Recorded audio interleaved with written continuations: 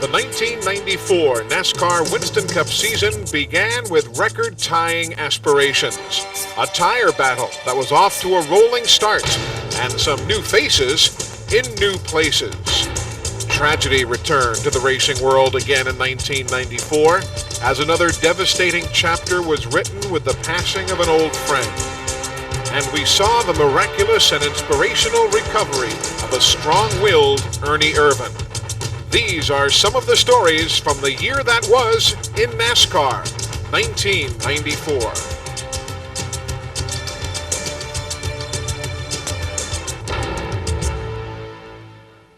NASCAR 1994, a season filled with emotions, a season where one man set his sights on chasing down a record that no one ever felt would be touched.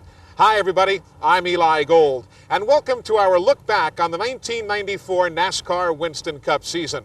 Over the course of the next hour, we'll relive the highs and the lows, the peaks and the valleys that made the 1994 NASCAR Winston Cup season what it was.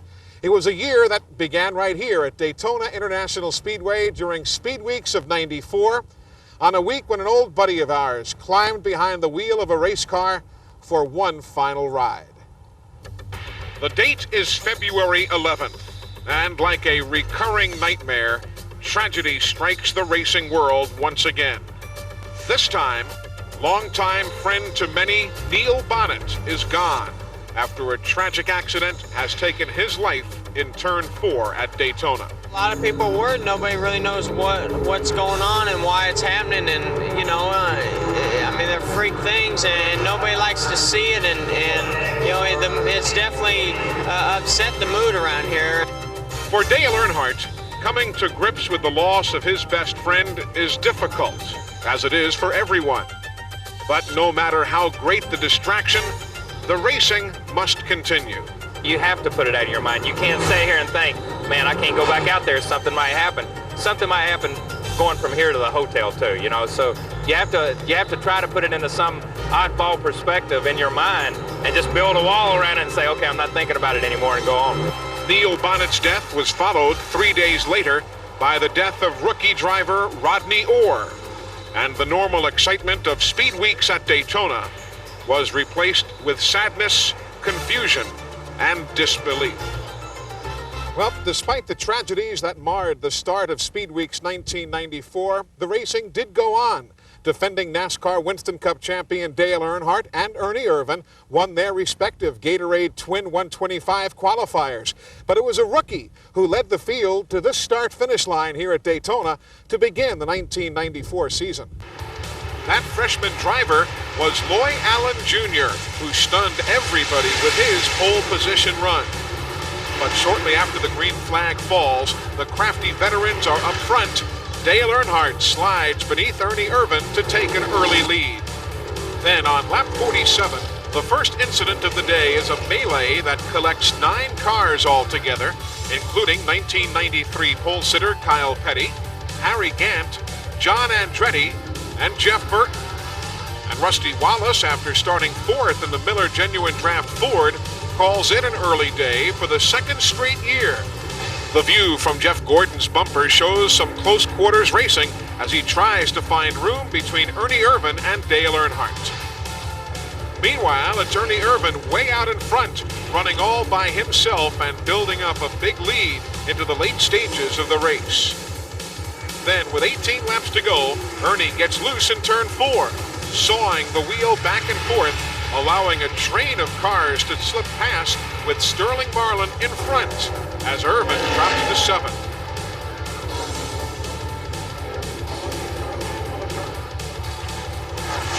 Marlin then does the job he needs over the last 18 circuits, holding off a charging Ernie Irvan to pick up the first win of his career at the Daytona 500.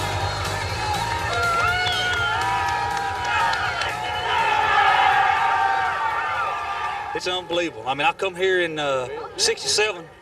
I was about his size, a little littler, and stayed out in the infield and played. And it was awesome when I come here. And first race ran here, run second, and it's always been good to me and good to my dad. And love this place. On to Rockingham, where Hoosier Tires makes it 2 out of 2 by winning the pole for the Good Wrench 500. This time, it's Jeff Bodine with a track record of 151.716 miles an hour. But Bodine's stay at the point is a short one. On lap 81, Mark Martin takes the lead and would go on to lead 58 laps himself. On this cool day at the Rock, it's Rusty Wallace who's hot. The Miller Genuine Draft car dominates, leading 342 of the 492 laps.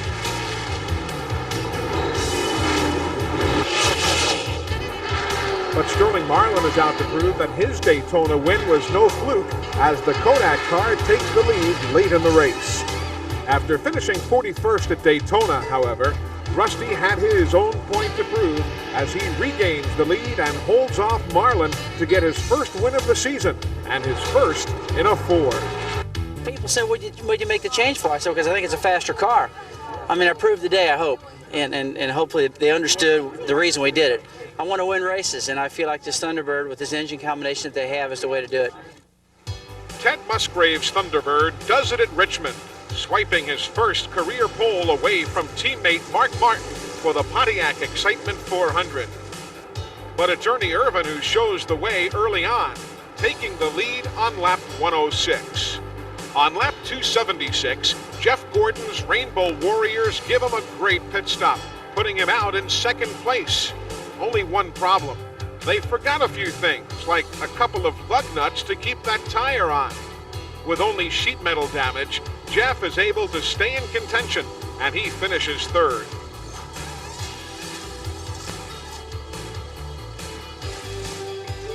On the track, the battle for the lead is between Rusty Wallace and Ernie Irvan. A late caution flag, brought out by Joe Nemechek on lap 379, leads it up to the guys in the pits. And on this day, the Texaco Haviland team wins the battle in the trenches. A 17.3 second stop puts the 28 car out front for good as Ernie Irvan picks up his first win of the 1994 season.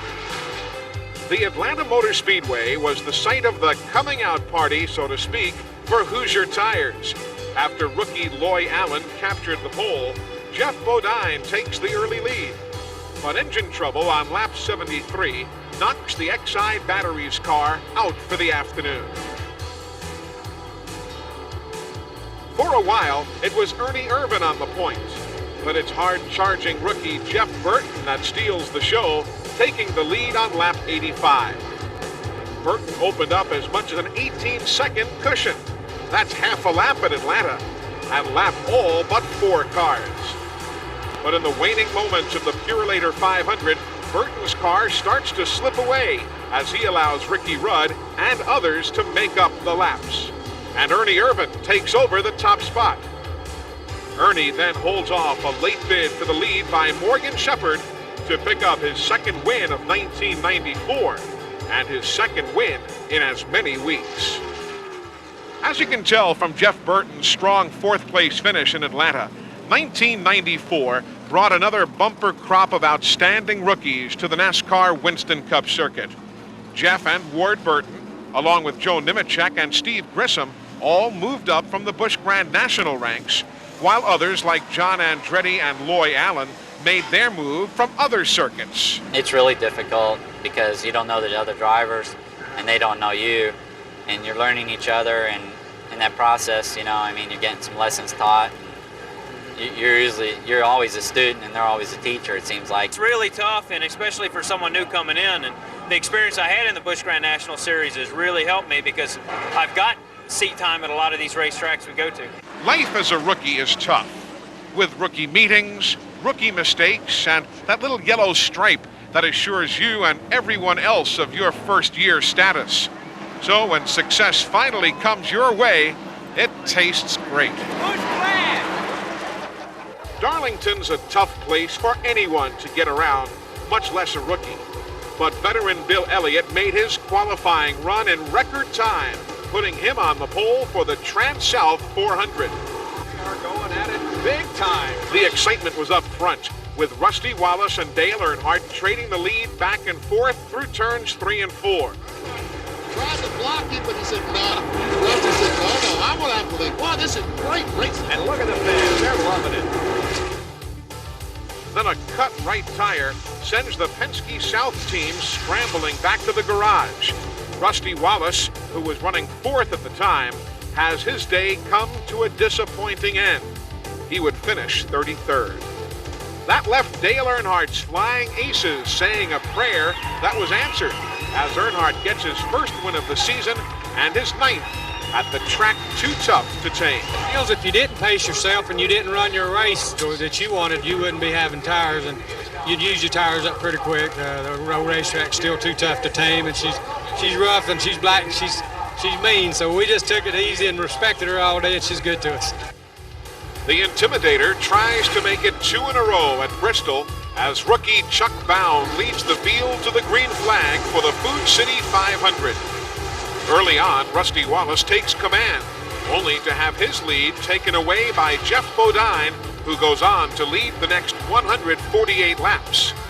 Meanwhile, it's an early day for Ernie Irvan, who packs it in on lap 167 with a broken timing chain. And it's also a tough day for Mark Martin as he hits the wall while running up front. His day, too, is over early.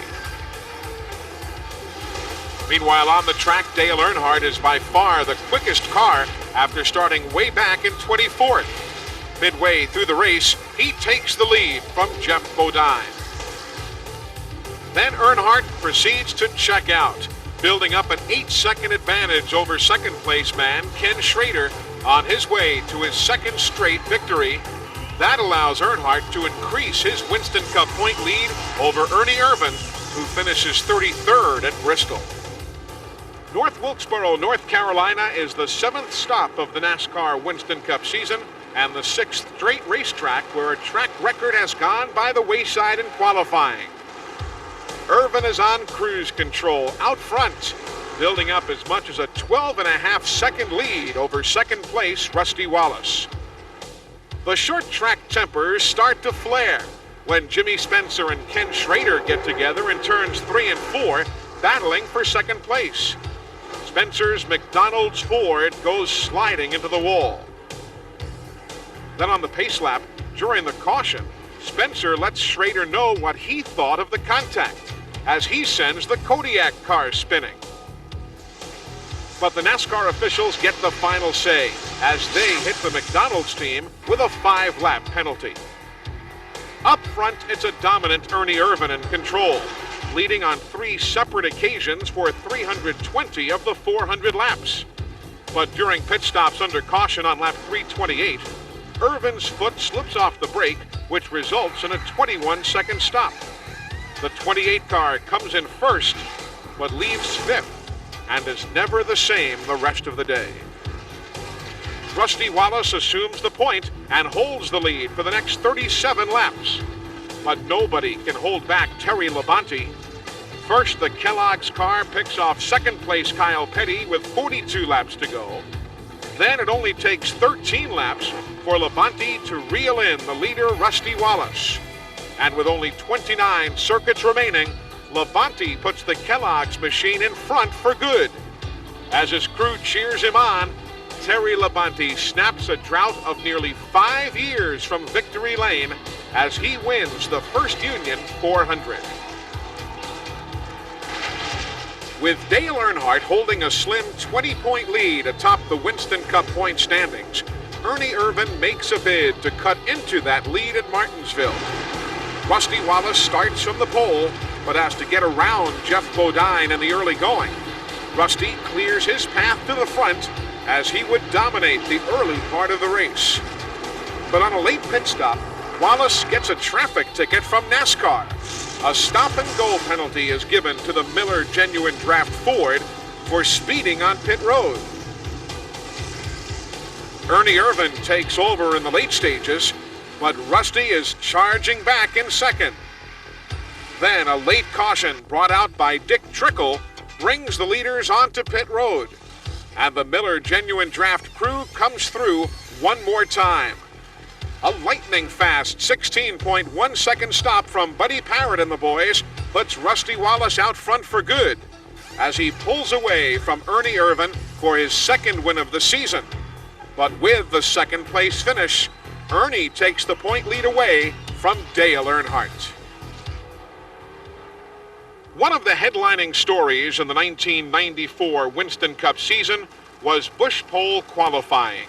The speeds were up, and so was the attrition rate.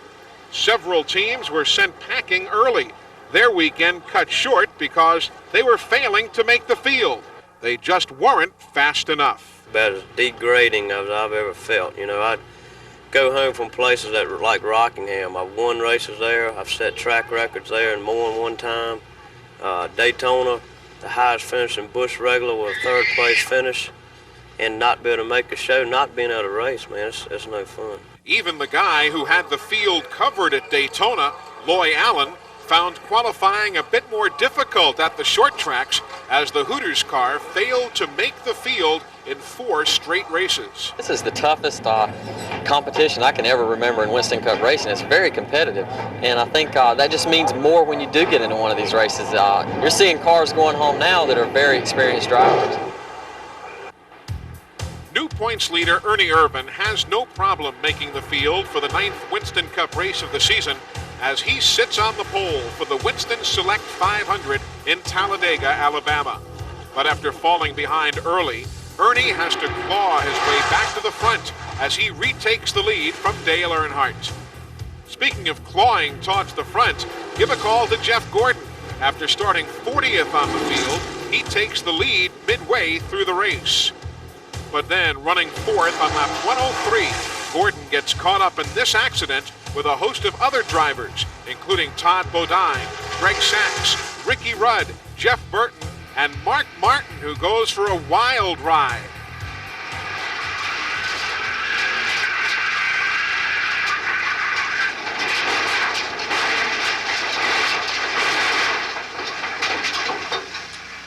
Believe it or not, Mark is just fine.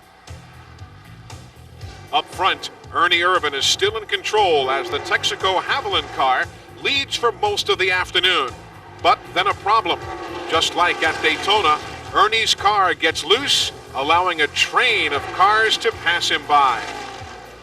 And what's wrong with the 28 car? It's more than just being out of the draft. Yes. With Jimmy Spencer up front and 5 laps to go, Dale Earnhardt makes his move, taking the lead. Earnhardt going? Is he going? Ernie says, let's go, Dale.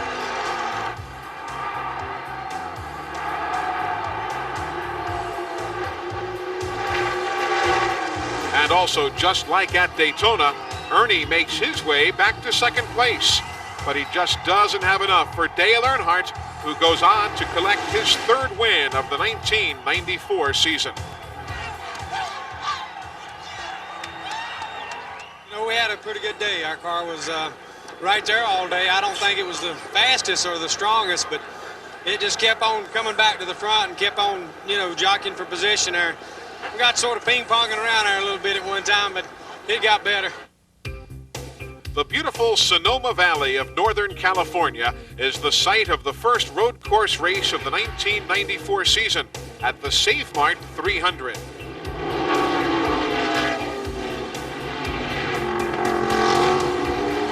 It's a dominant Ernie Irvan up front after starting from the pole.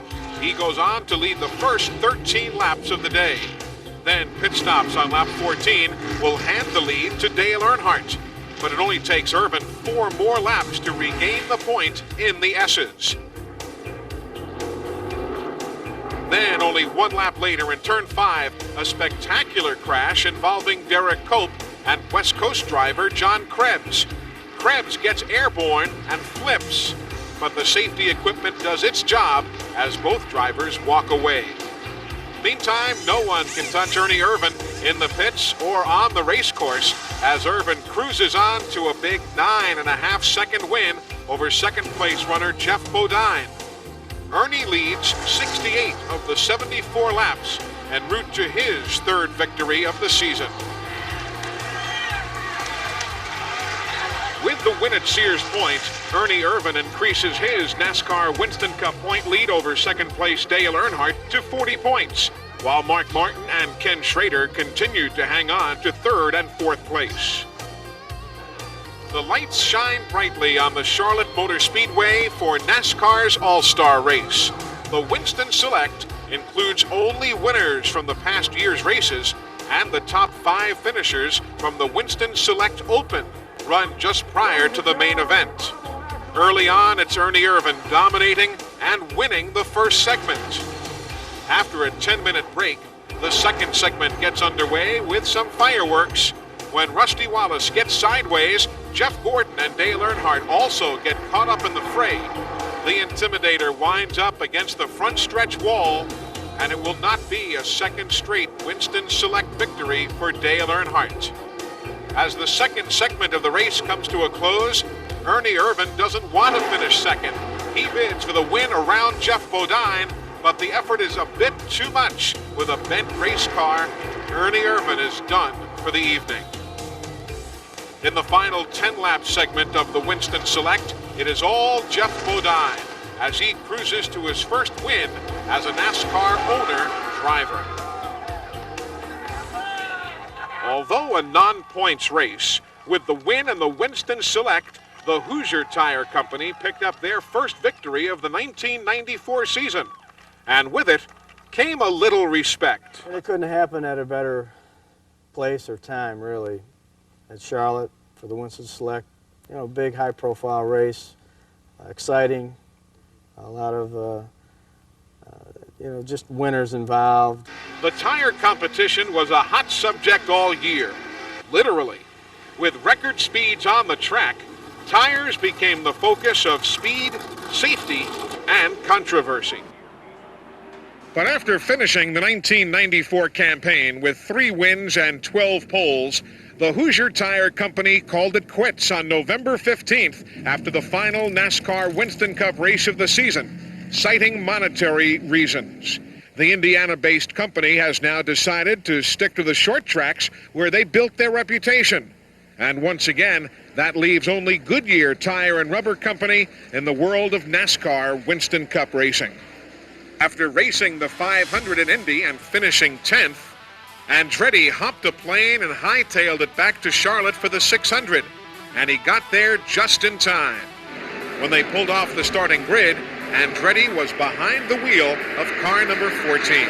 On the track, however, it was pole-sitter Jeff Gordon showing the way for the first few laps. And it was a short 600 miles for John Andretti. He brings out the first caution of the day on lap 90, and his long day is finally done after only 700 miles. The only other real incident of the day comes on lap 189, when Dale Earnhardt gives Mark Martin a little nudge that sends him sailing and starts a melee that collects 8 other cars. As day turns to night, the lights and a little pit strategy play big roles. Rusty Wallace is the dominant car, opening up a huge lead over second-place runner Jeff Gordon. In a cycle of late race green flag pit stops, the leaders take on 4 tires and gas, Wallace among them. And his 16.5-second stop puts him out in third behind Gordon and Ricky Rudd, both of whom still have to pit. First, it's Gordon. He comes in and rolls the dice. Crew Chief Ray Evernham makes the call for only 2 tires and gas. And the Rainbow Warriors deliver a 7-second pit stop that puts the 22-year-old Gordon in second ahead of third-place Wallace and trailing only Rudd, who still has to make a pit stop. When Rudd finally pulls in on lap 391, Gordon assumes the lead and holds Rusty Wallace at bay for the final 9 laps as Jeff Gordon picks up an emotional first career victory. I can't think about what's just happened right now, or I won't be able to talk to you. My eyes are going to be filled with tears all night long, I know that. About 10 to go. I had such a good feeling. You know, we pretty much held the gap on Rusty, and I mean, I started crying out there in the race car. You know, just you can't imagine how hard it is to get to this point. And, you know, it's just wonderful. It just truly is. The 12th NASCAR Winston Cup race of the season is the Budweiser 500 at Dover Downs. And once again, it's Ernie Irvan on the pole with another track record. Tough day, though, for a lot of other drivers. Outside pole sitter Jeff Bodine gets caught up in this early accident on lap 69. Just one of 12 caution flags on the day at the Monster Mile.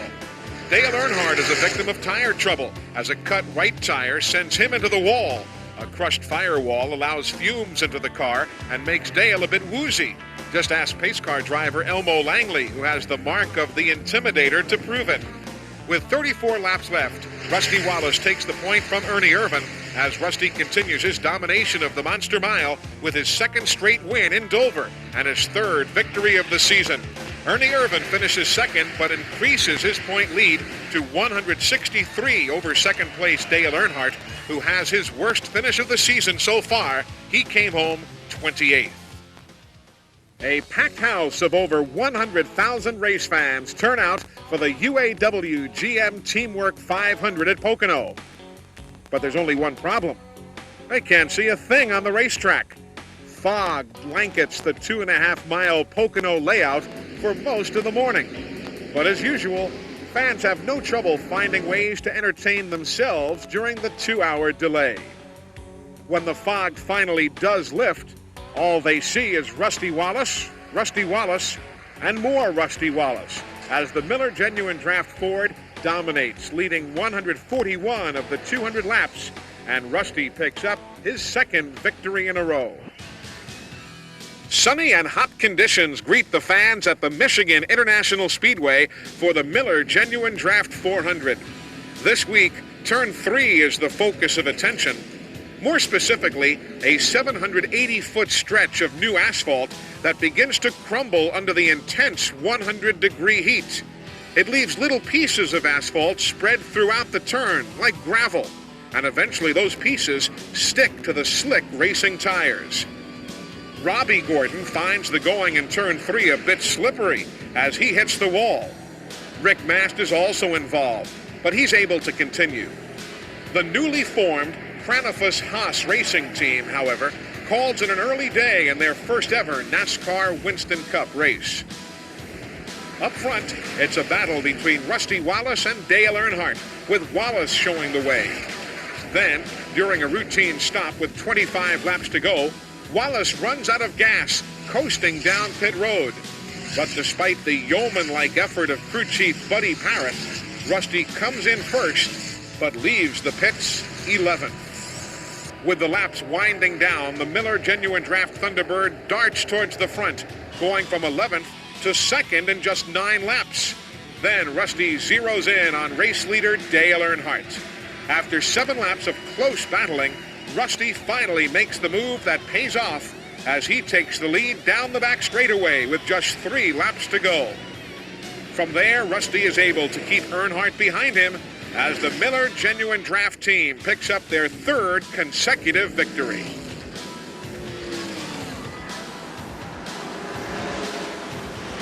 Dale Earnhardt leads the 43-car field to the green flag for the Pepsi 400.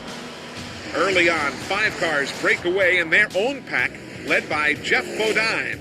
Everybody biding their time in the draft until the latter stages of the race. That's when Ernie Irvan makes his move. With 56 laps to go, Irvan dives to the inside of leader Dale Earnhardt to take over the top spot. But as Irvan starts to pull away, Jimmy Spencer begins to make his way through the field, finally winding up on the rear deck lid of the 28 car with just 4 laps to go. With their fingers crossed, the McDonald's team can almost taste their first victory, but Mr. Excitement has to work for it. Side by side, here they come for the checkered flag. Who's it going to be? Will it be Ernie Irvan on top or Jimmy Spencer on the low side? Off of corner number 4. Here they come. It's going to be a drag race to the checkered flag. Jimmy Spencer wins it. Oh, Randy. They don't call him Mr. Excitement for nothing. Jimmy Spencer's first career win is a popular one on pit road. I think all the crews along pit road, you know, I'll always remember most of the guys that could get to me, come out there and slap me 5, you know, things like that. And for my guys, the same thing. You know, I think they knew how hard our guys worked. I think there's a lot of guys that won't win this year, just like I was that way last year. But the thing about Winston Cup racing is if you keep trying long enough and hard enough, you will win. Well, this is where Jimmy Spencer ended up after that win in the Pepsi 400. This is Victory Lane at Daytona International Speedway, and what a way to wrap up the first half of the season. One of the closest finishes in NASCAR Winston Cup history, and it led us to the second half of the season, and boy, was that awfully competitive as well. The second half of the season gets underway at the New Hampshire International Speedway. The 28 car dominates the race until lap 284, when going through lap traffic, Irvin gets in the loose stuff and into the wall. His day is done. That leaves the battle up front to Ricky Rudd and Dale Earnhardt. Then, finally, with 6 laps to go, Rudd passes Earnhardt on the front straightaway to take the lead for good. And with the Tide crew watching, Ricky Rudd lays claim to his first win of 1994 and his first ever victory as both an owner and a driver. Another sellout greets the NASCAR Winston Cup drivers at Pocono, Pennsylvania. This time around, no fog problems, but rather beautiful sunny weather and a dominant Hoosier tire with the first 4 starters on Hoosiers. Pole sitter Jeff Bodine sneaks past fellow Hoosier driver Ward Burton to take the lead with 5 laps to go. Hoosiers blister the 2.5-mile Pocono track, leading 183 out of a possible 200 laps. And the top 4 finishers are all on Hoosier tires, with Jeff Bodine leading the parade and picking up his first win in a points race as an owner-driver. The sprawling 2.5-mile layout at the Talladega Superspeedway in Alabama plays host to the Die Hard 500 with points leader Dale Earnhardt starting from the pole. Ernie Irvin, trying to make up for back-to-back 30th and 37th place finishes over the past 2 weeks, takes the Texaco Haviland cars straight to the front. And he also has a bit of luck on his side as championship contender Rusty Wallace slows on lap number 8. His day is over with a burnt piston. He finishes dead last in 42nd. Then point leader Dale Earnhardt succumbs to engine trouble as well. His day is over with a 34th place finish. Up front, meanwhile, Irvin has his hands full with Bill Elliott. Elliott, seeking his first win of the season, leads a race for only the second time this year. But it's Elliott's teammate Jimmy Spencer who's on the move, first picking off Ken Schrader for 4th place. Then, with Junior Johnson watching, he sees the McDonald's Ford overtake Irvin for the lead with 18 laps to go. With Bill Elliott in tow, Jimmy Spencer makes it 2 wins in 1994 with a victory at the Die Hard 500. 1994 certainly was a dramatic year for first-time winners on the NASCAR Winston Cup circuit. Sterling Marlin started off the season by pulling the upset at the Daytona 500. Then who can forget Jeff Gordon, who crossed the finish line at the Charlotte Motor Speedway in tears. And of course, the door-to-door wild ride that Mr. Excitement Jimmy Spencer took us on for his first trip to Victory Lane. You know, when it really dawned on me is when we pulled in the winner's circle and all the guys were slapping high fives, and you know, we finally pulled it off, and it was the first victory for these guys. And you know, Mike Hill was a crew chief as his team, and you know, it was just total satisfaction that really turned the whole year around for us. Dad drove in the race, and he come close to winning a couple 500s, and you know, it's our Super Bowl, and it's just you know, still think about it about every day, and just really glad to do it. If it ended tomorrow, I would be happy. I could say that I've won a Winston Cup race, and you know, not too many people out there get that opportunity. And so I think that's what makes it so special, that it means a lot to me inside, you know, and I know that it means a lot to the guys on the team because they're working so hard all the time. And you know, it's just a goal of a lifetime that you hope to achieve, and you never know if it's ever going to happen, especially as competitive as the sport is today, and it happened to us. Dateline, Indianapolis, August 6, 1994. The NASCAR Winston Cup Series is on the verge of auto racing history as the world's attention focuses at the Brickyard 400. Finally here, you know, it's finally going to happen. I mean, because it seemed like before that it was all just kind of a, you know, rumors, and it was just a lot of hype going into it, a lot of talk. It was a real rush. You know, the IndyCar guys were used to that. It was pretty comfortable and pretty exciting to go up there and see as many people, if not more, show up for the stock car race than they did for the IndyCar race. And I really am one of the guys that thought that we wouldn't have as big a crowd as the Indy 500 does, but we sure did.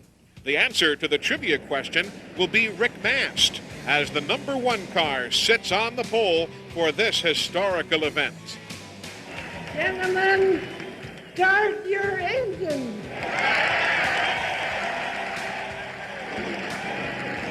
And with that command and the drop of the green flag, history is made as NASCAR comes to Indianapolis and the Brickyard 400 is underway.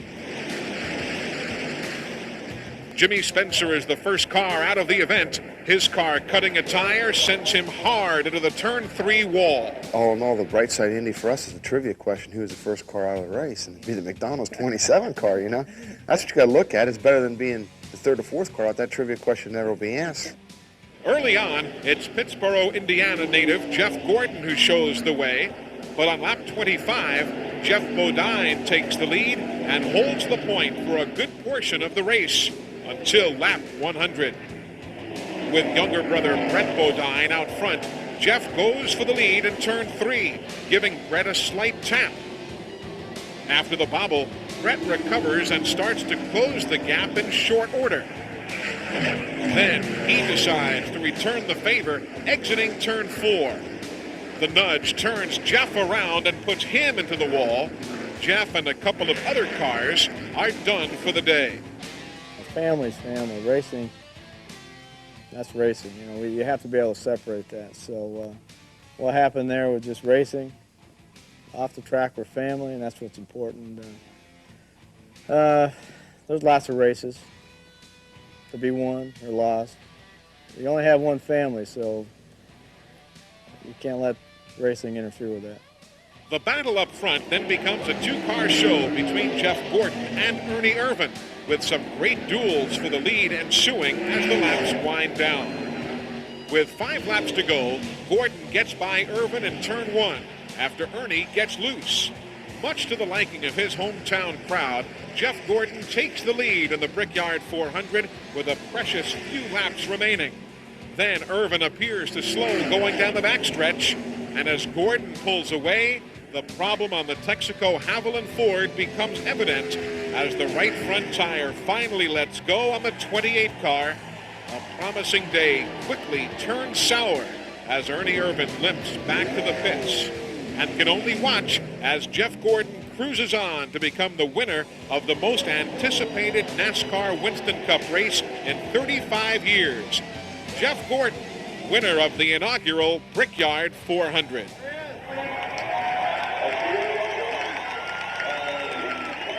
What a spectacular year it was for Jeff Gordon. Winner of 2 races, this second-year driver from Indiana fulfilled his childhood dream by winning at the Brickyard. I believe it was fate, you know, because you couldn't have written it any better than the way it turned out. And you know, I don't know why I won that race.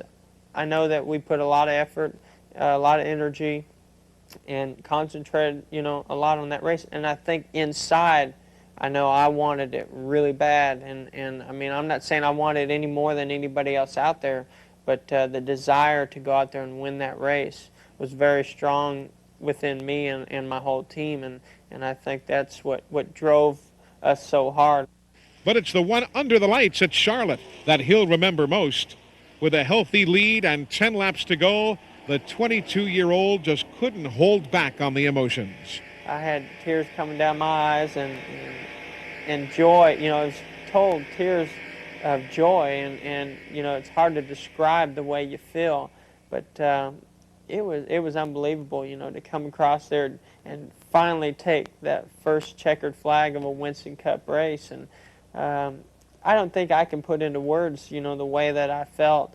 And I mean, you know, I enjoyed that moment for a long, long time, still am. But I mean, that night was just very special. After winning his Gatorade twin 125-mile qualifying race in his rookie season, Jeff Gordon couldn't even find victory lane, really. But now, let's just say that Jeff Gordon doesn't have any more trouble finding his way to the winner's circle. After the high of Indy, it's quickly back to reality on the road course at Watkins Glen International for the Bud at the Glen, where it's Mark Martin starting up front with his first Busch pole of the season. Martin's car is strong as he dominates the first part of the race. On lap 17, Kyle Petty brings out the second caution flag of the afternoon with this accident in turn 11. His frustrating year continuing. Meanwhile, Martin's Valvoline car is so dominant that he only has to make one pass for position. That comes on lap 27 when Martin retakes the lead from Dale Earnhardt after pit stops. With 5 laps to go, a valiant Wally Dallenbach in his last ride for Richard Petty tries to take third place away from Rusty Wallace, but instead, the move shuffles him back and results in a disappointing 14th place finish. Nobody has much for Mark Martin, who goes on to claim his first win of the 1994 season in dominating fashion, leading 75 of the 90 laps in the Budweiser at the Glen. I didn't want that yellow at all. I knew Ernie would make a last-ditch effort down in one on the restart, and he did, and it was a little edgy there in that corner, and then we got going and trucked on out. Ernie Irvan and Dale Earnhardt finished second and third at Watkins Glen, respectively, continuing their great battle atop the NASCAR Winston Cup point standings, with Earnhardt holding a slim 27-point advantage. Saturday morning practices are usually pretty quiet, but Saturday, August 20th, was tragically different. At 8:40 in the morning, point contender Ernie Irvan experienced a horrible crash. After completing a 10-lap practice run, Ernie had decided to return to the pits. While coming through turn 2, where speeds average 170 miles an hour, an apparent cut tire sent Irvan violently into the wall. The crash would result in Ernie Irvan being airlifted to an Ypsilanti, Michigan hospital with severe head injuries, including a fractured skull, a swollen brain, as well as collapsed lungs. His prognosis for recovery was slim, but with the racing world silenced, his friends, fans, and fellow drivers kept Ernie Irvan foremost in their prayers, while Ernie Irvan fought the battle of his life. It's just, it's a tragedy, and in this business you don't have very many friends, and I don't plan on losing this one. And I just want to ask everybody out there to say a prayer for Ernie. With heavy hearts, Ernie's colleagues suited up for the race at Michigan. Because, as always, the racing continues. Jeff Bodine leads the field to the green flag with surprising John Andretti in his first ride with Richard Petty starting right alongside. On the very first lap, a wild wreck involving 8 cars, among them Bobby Hillen, whose Ford gets on its side. All but 2 cars are able to continue, however. Once the racing gets back underway on lap 14, Bodine sets sail, leading the first 44 laps of the race. Bodine's first threat comes in the form of Rusty Wallace, who briefly takes the lead on lap 45, only to have Bodine take it right back. Wallace then has more trouble, this time on pit road. Not only does his Ford run out of gas coming down pit lane, but once it gets there, it falls off the jack. The result, a 35-second stop and a tough day for the Penske South racing team. Then one of the more bizarre mishaps of the season happens to Jeremy Mayfield when, that's right, his hood flies off entering turn 1. The flying saucer then floats effortlessly back to Earth, and fortunately, nobody was injured. But that does allow the field to bunch up one more time for a restart on lap 176. But Bodine plays it perfectly. With a great jump, the Exide Batteries Ford checks out from the field as Bodine dominates the GM Goodwrench 400 starting from the pole, leading 157 of 200 laps and collecting his second win of 1994.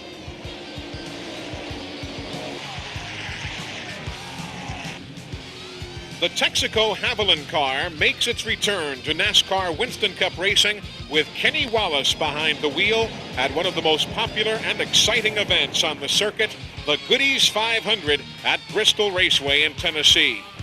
Handsome Harry Gant starts on the pole and leads the first 88 laps on his final trip as a driver to the high-banked half-mile track. Thanks to some great pit work, Rusty Wallace is continually out front after routine stops. But time and again, the stout Exide Batteries Ford of Jeff Bodine takes the lead away. Bodine, bidding for his second straight victory, is by far the class of the field, leading on 3 separate occasions for 168 laps. But the hopes of 2 straight go up in smoke. With 45 laps remaining, Bodine's engine is done for the night. Jeff Bodine drops from the lead, and a lot of... Rusty Wallace then assumes the point, but with Mark Martin in his rear-view mirror, Wallace has his hands full over the final 45 laps. Martin is now within striking distance with less than 4 laps to go. But the Miller Genuine Draft car has just enough to hold off Martin and claim his 6th victory of the season. We really did a bad job last week on pit stops. We practiced this week, and they did a great job. I'm glad that Mr. Penske's here to watch this again, and I just hope that Ernie Irvin's watching, and we're wishing you well, buddy. They'll be up there Monday to see you. It's a Labor Day weekend tradition, the Mountain Dew Southern 500. It gets underway at Darlington Raceway in South Carolina with Jeff Bodine on the pole. It's great pit work that helps put Ken Schrader out front. This stop has the Kodiak car back at the point, which is where the Rick Hendrick-owned machine will sit most of the day until trouble hits on lap 272. Schrader was in the lead when his engine expired. It doesn't pay to stay up front as the track Too Tough to Tame claims another victim. This time it's leader Mark Martin who succumbs to engine failure on lap 342. A puff of smoke from behind the leader's car, number 6. Does anybody want to lead? Well, Bill Elliott and Dale Earnhardt do, as they battle in the waning moments. The Intimidator tries one of his patented moves, but Elliott holds the line and the lead. Elliott, with a strong Junior Johnson-prepared car, then pulls away from Earnhardt, opening up a big lead on his way to a 6.5-second victory at the Mountain Dew Southern 500, snapping a drought of nearly 2 years from victory lane. Tell you what, it's been too long, guys. You know, I got to say one thing. The good Lord was with me today because this thing did everything wrong. It ran 260 degrees of water temperature. The clutch is out of it, everything, and it still finished. I mean, that's all there was to it. It was just my day. The theme for the Miller Genuine Draft 400 seems to be find cover as best you can as rain pelts the Richmond, Virginia area. But after an hour-and-a-half delay, nobody has much for Terry Labonte as the Kellogg's machine dominates, even getting around Dale Earnhardt and Rusty Wallace late in the race to pick up his second win of the 1994 season. From the sky, the layout of Dover Downs looks innocent enough. But trust me, the Monster Mile can be ferocious. Jeff Burton knows. He cuts a tire and takes a hard lick from both retaining walls. This is a testament, though, to the safety of these cars. After all of that, Jeff Burton has not a scratch on him. With Mark Martin cruising in the lead, he falls to the same fate in almost the identical spot. 5 more laps, and Martin would have had the win. Rusty Wallace inherits the lead under caution, but he has a flat, and he's also running out of gas. As soon as they'll go green, second-place driver Dale Earnhardt will make a pass. But fortunately for Rusty, a car stalls on the backstretch, and the race stays yellow as Rusty Wallace wins his 3rd in a row at Dover on a flat tire and with nothing but fumes in the gas tank. It's back to short track racing at Martinsville, where Ted Musgrave leads the field to the green flag with his 3rd Busch pole of 1994. Out of character, Dale Earnhardt has trouble all day long. Early on, he gets tapped by Kenny Wallace, but the Intimidator just does a 360 and keeps on trucking. The points leader then falls victim to Rick Mask, losing his brakes on lap 388. Yet again, however, no contact is made to damage the car. But nonetheless, after 2 accidents, Earnhardt has lots of ground to make up. Out front, it's Rusty Wallace with a commanding lead over second-place Dale Jarrett with 130 laps to go. But as the laps wind down, here comes Earnhardt picking off second place and setting his sights on first-place Wallace. Then, with 23 laps remaining, Earnhardt challenges for the lead, but the Intimidator just doesn't have enough to pass Wallace, who collects his 8th win of the season. And despite winning 2 in a row, Rusty only gains 15 points on Dale Earnhardt in the season-long NASCAR Winston Cup point standings, thanks to back-to-back second-place finishes by Earnhardt. But nonetheless, victory lane at Martinsville is a happy place, especially when Rusty gets to talk to a special guest. Hello. Rusty. Yes. Congratulations, man, it was a great race.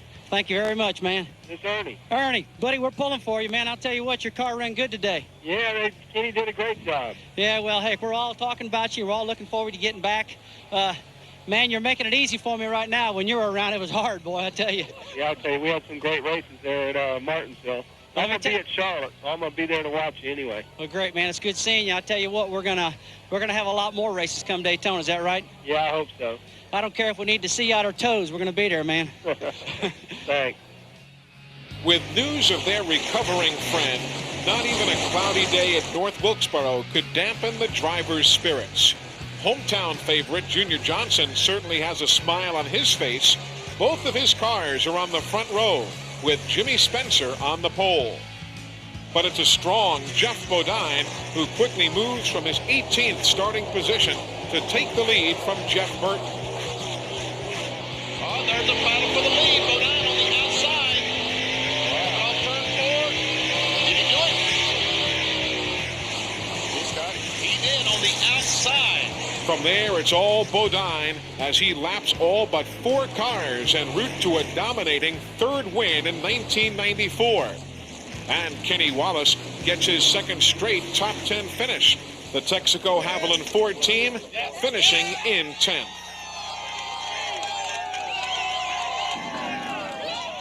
While the 28 car battled on through the NASCAR Winston Cup season, Ernie Irvan battled to simply stay alive.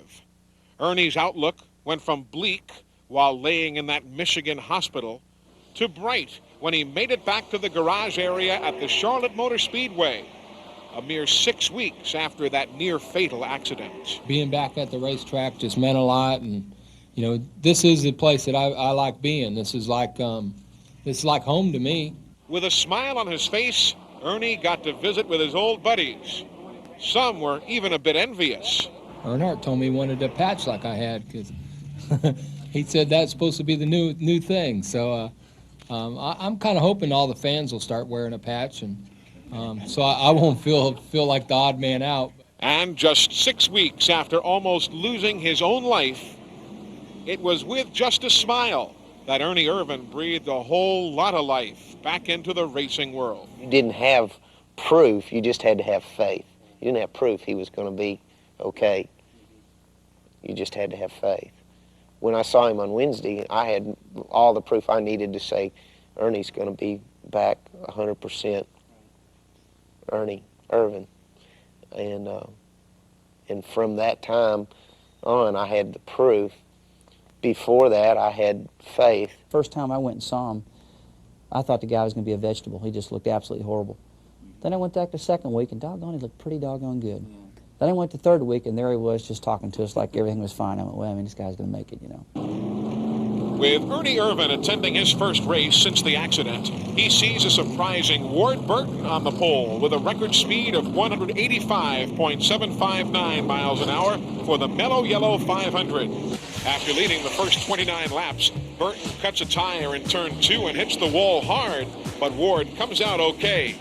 Rusty Wallace suffers a big blow in his title chase hopes as a timing belt breaks on the Miller Genuine Draft Ford on lap 256.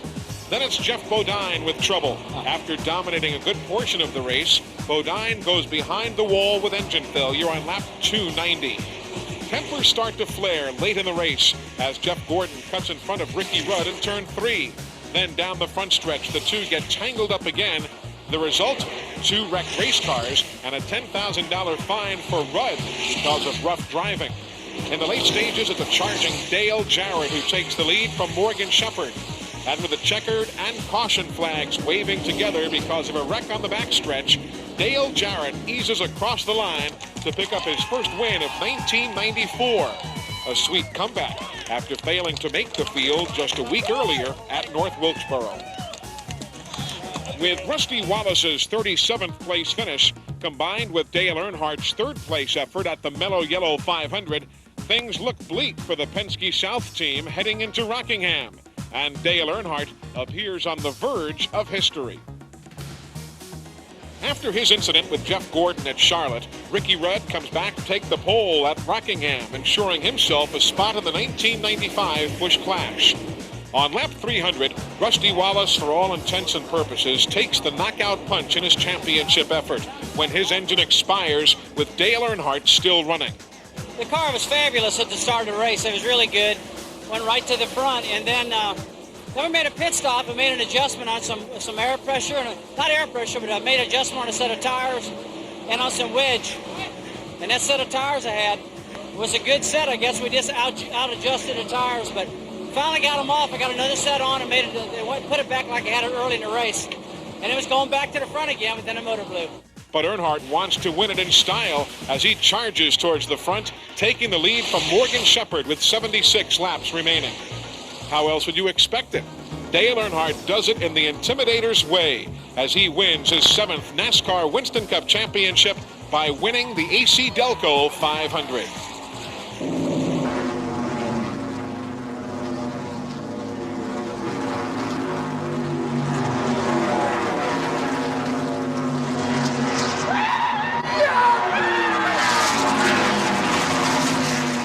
The elation is well-deserved. A season-long battle with ups and downs finally comes to a head with the clinching of number 7. A lofty achievement, even for the greatest of race car drivers and teams. You never would believe you could win 7 championships, much less one. We won the first one in 80, and gosh, win the race today, win the championship, do it all in one.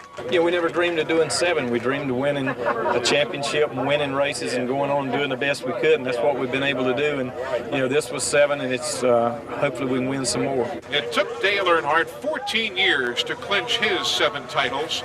That's one every other year.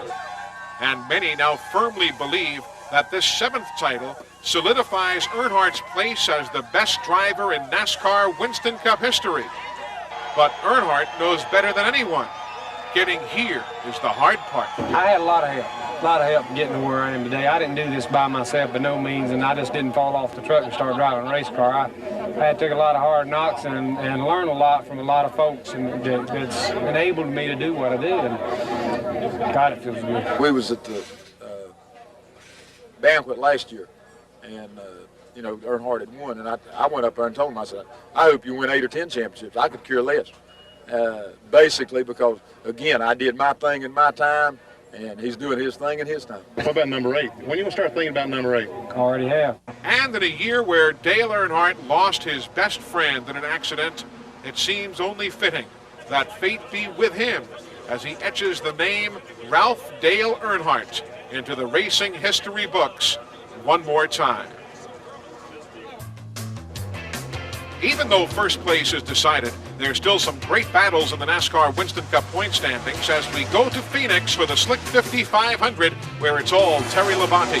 He leads 111 of the 312 laps, visiting victory lane for the 3rd time this year. The first time in his career that he's won that many races in one season.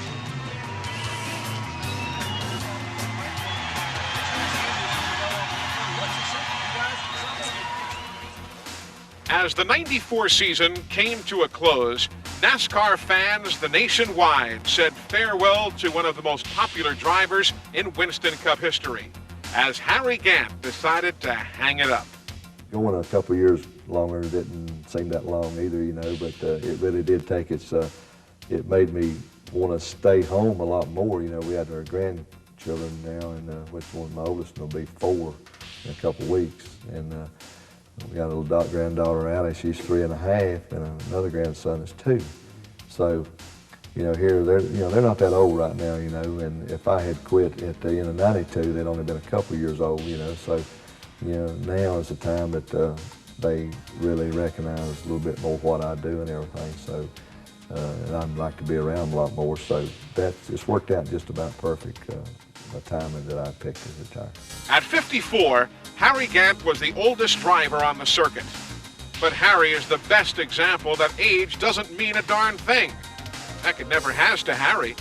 As a 39-year-old rookie, Harry won his first pole at Pocono. At 42, he won his first Winston Cup race at Martinsville. And at age 51, Harry pulled off a feat still talked about today. 4 wins in a row. In fact, the 5th one that we did not win in a row at North Wilkesboro was really the best the car had been of all season. It was the best that day. I mean, it was just, you didn't have to even run hard to stay out front, you know. And so that, I guess that's the way luck comes to you, know. And here we had a little fitting in the brake caliper to break, and all the fluid lost out of the wheels. But of all the races, that was the one we should have won, and some of the other ones, especially Martinsville, some that we should not have won, we won. So now Harry Gant will retire to concentrate on building houses, raising cattle, and running his steak restaurant. But as he says, he'll be around. The final NASCAR Winston Cup race of the season comes in Atlanta at the Hooters 500, with Greg Sachs starting from the pole, picking up the second Busch pole of his career. The main focus of the day is tires, with a brand new surface and the entire qualifying field breaking the old track record. Both tire brands are only able to last about 30 to 40 laps each run. With his 7th championship already in hand, Dale Earnhardt does just what you'd expect him to do, blaze the trail from his 30th starting position to first place in just 32 laps. After leading early on, Jeff Bodine cuts a tire on lap 247 and takes a hard lick from both retaining walls. And despite the damage, Jeff manages to walk away. Mark Martin takes over in the late stages of the race with a dominant car. Then, with only 10 laps to go, Mark about loses it trying to pass Kenny Wallace. Oh, Mark lost it. Oh, wow. Oh, my gosh. With 10 laps to go, he almost lost it coming out of 4 trying to get by Kenny Wallace. That bobble almost cost Martin his second win of the year. But Mark holds on to claim the victory in the final race of the 1994 NASCAR Winston Cup season.